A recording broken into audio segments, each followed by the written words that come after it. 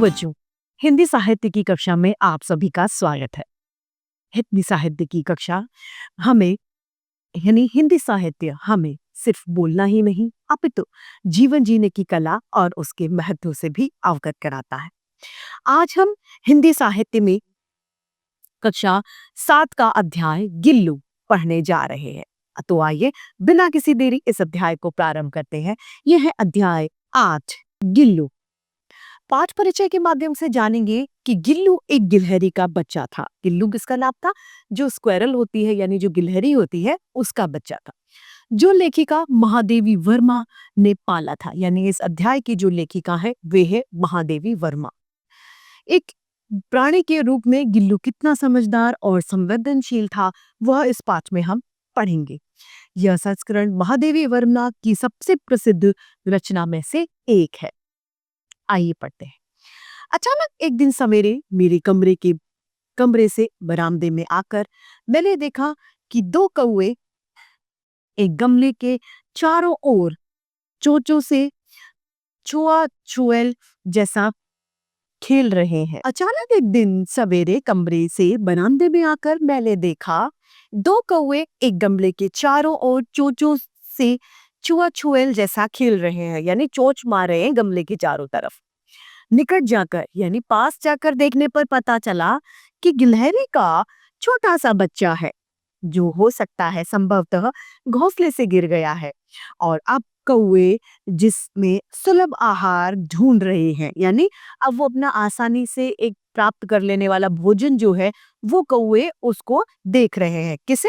गिलहरी के बच्चे को। तो वो उसे आसानी से खाना चाह रहे हैं। वह मरे जैसा गमले से चिपका पड़ा था। अब वो किसके समान? मरे हुए के समान गमले से चिपक कर बैठा है। सबने कहा कौवे की चोंच का घाव लगने के बाद यह बच नहीं सकता, यानी अब ये मर ही जाएगा, अतः इसे ऐसे ही रहने दिया जाए। लेकिन मेरा मन नहीं माना, यानी महादेवी वर्मा जी का मन नहीं माना, लेखिका का मन नहीं माना। उसे धीरे से उठाकर अपने कमरे में मैं ले आई। फिर रुई से उसकी रक्त यानी खून को पोंछकर घावों पर पेनिसिलिन का मरहम लगाया ताकि उसके घावों में जल्दी से सुधार हो, आराम मिले। रुई की पतली बत्ती बनाकर दूध में भिगोकर मैंने जैसे तैसे उसे नन्हे से मुंह में उसे दूध पिलाया, पर मुंह खुल न सका और दूध की बूंद दोनों ओर लुढ़क गई, यानी उसने दूध नहीं पी पाया। कई घंटों के इलाज के बाद उसके मुंह में 1 बूंद पानी टपकाया जा सका। कितना? 1 बूंद पानी उसके मुंह में गया। तीसरे दिन वह इतना अच्छा और आश्वस्त हो गया था कि मेरी उंगलियों को अपने 2 नन्हे पंजों में पकड़कर नीले कांच की मोतियों जैसी आंखों को से इधर उधर देखने लगा। यानी उसकी आंखें कैसी थी? नीले कांच के समान सुंदर उसकी आंखें थी। 3-4 महीनों में उसके स्निग्ध रोए यानी उसकी जो बाल हैं वो झब्बेदार ओंठ और चंचल चमकीली आंखें सबको विस्मित करने लगी, सबको अच्छी लगने लगी थी। हम उसे गिल्लू कहकर बुलाने लगी, यानी अब उस गुलहरी के बच्चे को नाम दे दिया गया था और वो नाम था गिल्लू। मैंने फूल रखने की एक हल्की डलिया में रुई बिछाकर उसे तार से टपका दिया। वहीं 2 वर्ष गिल्लू का घर रहा।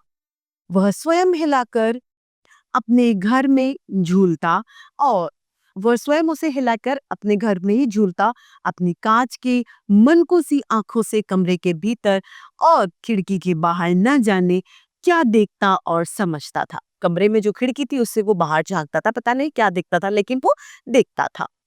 लेकिन उसकी समझदारी और कार्यकलाप यानी जो वो कार्य करता था वो पर सबको आश्चर्य हुआ करता था। वो ऐसे कार्य करता था। जब मैं लिखने बैठती तब अपनी ओर मेरा ध्यान आकर्षित करने की उसे इतनी तीव्रता होती थी कि उसने एक अच्छा उपाय खोज ही निकाला था, एक अच्छी सोच उसकी थी। वह मेरे पैरों तक आकर सर से पर्दे पर चढ़ जाता और फिर उसी तेजी से वो वापस नीचे उतर जाता था। यह उसका दौड़ने का क्रम तब तक चलता रहता था जब तक मैं उसे पकड़ने के लिए नहीं उठती थी। वो अपनी ओर आकर्षित करना चाहता था लेखिका को। कभी मैं गिल्लू को पकड़कर एक लंबे लिफाफे में इस तरह रख देती कि उसके अगले पंजे और सिर के अलावा सारा लघुगात यानी पूरा शरीर उसका लिफाफे के अंदर बंद रहता। इस अद्भुत स्थिति में कभी कभी घंटों मेज पर दीवार के सहारे खड़ा रहकर वह अपनी चमकीली आंखों से मेरा कार्यकलाप यानी जो लेखिका करती थी उसे वो देखा करता था। भूख लगने पर चिक चिक करके मानो वह मुझे सूचना देता कि काजू या बिस्किट मिल जाए, तो उसी स्थिति में लिफाफे से बाहर वाले पंजों से पकड़कर वो कुतर कर खा लेगा। फिर गुल्लू के जीवन का प्रथम वसंत आया। पहली वसंत ऋतु उसके जीवन की आई। नीम चमेली की खुशबू मेरे कमरे में मंद मंद यानी धीरे धीरे आने लगी। बाहर की गिलहरियां खिड़कियों की जाली के पास आकर चिक चिक करके न जाने क्या कहती थी, क्योंकि गिलहरियों की जो भाषा है वो हम समझ नहीं पाते थे, पर वो अपनी भाषा में कुछ कहती थी। गिल्लू को जाली के पास बैठकर अपनेपन से बाहर झांकते देखकर मुझे लगा कि इसे मुक्त करना जरूरी है, इसे मुक्त कर देना चाहिए। मैंने कीले निकालकर जाली का एक कोना छोटा सा खोल दिया और इस मार्ग से गिल्लू ने बाहर जाने पर सचमुच ही मुक्ति की सांस ली, यानी उसने अब फ्री हो गया था, वो उसने चैन की सांस ली। इतने छोटे से जीव को घर में पले कुत्ते बिल्लियों से बचाना भी एक समस्या थी। भाई कुत्ते बिल्लियां भी तो उस जीव को खा सकते थे, उसके लिए भी उसे बड़ी परिश्रम करना पड़ता था। आवश्यक कागज पत्रों के कारण मेरे बाहर जाने पर कमरा बंद ही रहता था। कॉलेज से लौटने पर जैसे ही कमरा खोला गया और मैंने भीतर पैर रखा, तभी गिल्लू अपनी जाने के रास्ते से अंदर आकर मेरे सिर से पैर तक फिर से वही क्रिया को करने लग गया। तब से वह रोज का इसका ये काम हो गया था। यानी जब लेखिका कॉलेज जाती थी तो वो भी बाहर चला जाता था, और जब वो लौट कर आती थी तो वो फिर से अपनी लेखिका के पास में, अपनी मालकिन के पास में लौट आया करता था। मेरे कमरे से बाहर जाने पर गिल्लू भी खिड़की की खुली जाली की राह बाहर चला जाता और दिन भर गिलहरियों के झुंड का नेता बना हुआ रहता था। हर डाल पर उछलता कूदता रहता और ठीक 4 बजे वह खिड़की से भीतर यानी अंदर आकर अपने झूले में झूलने लगता था। मुझे चौंकाने की इच्छा उसमें न जाने कब और कैसे आ गई। कभी फूलदान के फूलों में छिप जाता था, तो कभी पर्दे की चुन्नट में वो सोहन और कभी सोहन जूही की पत्तियों में वो छुप जाया करता था। यानी वो लेखिका के साथ में खेलना चाहता था, छुपन छुपी टाइप्स खेलता था ताकि लेखिका उसे ढूंढे। मेरे पास बहुत से पशु पक्षी थे और उनका मुझसे लगाव भी कम नहीं है, लेकिन उनमें से किसी को मेरे साथ मेरी थाली में खाने की हिम्मत थी तो उनमें ऐसा मुझे कोई याद नहीं आता। गिल्लू उनमें से एक अपवाद था, यानी गिल्लू लेखिका की थाली में से खाना खा लेता था। मैं जैसे ही खाने के कमरे में पहुंचती, वह खिड़की से निकलकर आंगन की दीवार, बरामदा पार करके मेज पर पहुंच जाता था और मेरी थाली में बैठ जाता। बड़ी कठिनाई से यानी बड़ी मुश्किल से मैंने उसे थाली से बाहर बैठना सिखाया, जहां बैठकर वह मेरी थाली में से एक एक चावल उठाकर बड़ी सफाई से खाया करता था। काजू उसका सबसे प्रिय खाद्य पदार्थ था, यानी उसे खाने में सबसे ज्यादा काजू पसंद थे और कई दिन काजू न मिलने पर वह अन्य खाने की चीजें या तो लेना बंद कर देता था या फिर झूले से नीचे ही उन्हें फेंक दिया करता था। उसी बीच मुझे मोटर दुर्घटना में घायल होकर कुछ दिन अस्पताल में रहना पड़ा, यानी लेखिका का एक्सीडेंट हो गया जिसकी वजह से वो हॉस्पिटल में भर्ती रही। उन दिनों जब मेरे कमरे का दरवाजा खोला जाता, गिल्लू अपने झूले से उतरकर दौड़ता और फिर किसी दूसरे को देखकर उसी तेजी से अपने घोंसले में फिर से बैठ जाता था। क्यों? क्योंकि वो ये सोचता था कि मेरी लेखिका, मेरी जो मालकिन है, शायद वो आ गई। लेकिन ऐसा नहीं होता था।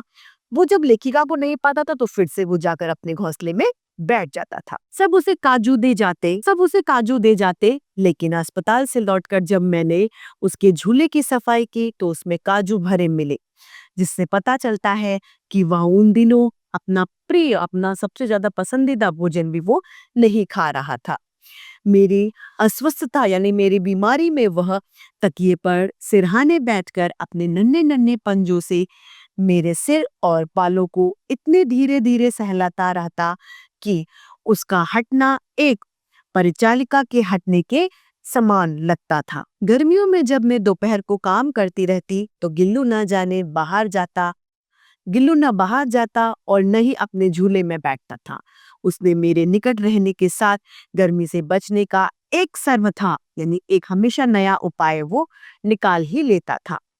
वह मेरे पास रखी सुराही पर लेट जाता और इस प्रकार समीप भी रहता और उसे ठंडक में मिलती थी। सुराही जिसमें मिट्टी का एक बर्तन होता है जिसमें पानी रखा जाता है ताकि वो पानी पीने के लिए ठंडा हो। उसी पर वो लेट जाया करता था गिल्लू, ताकि वो ठंडक भी मिले उसे और वो लेखिका के साथ भी रह पाए।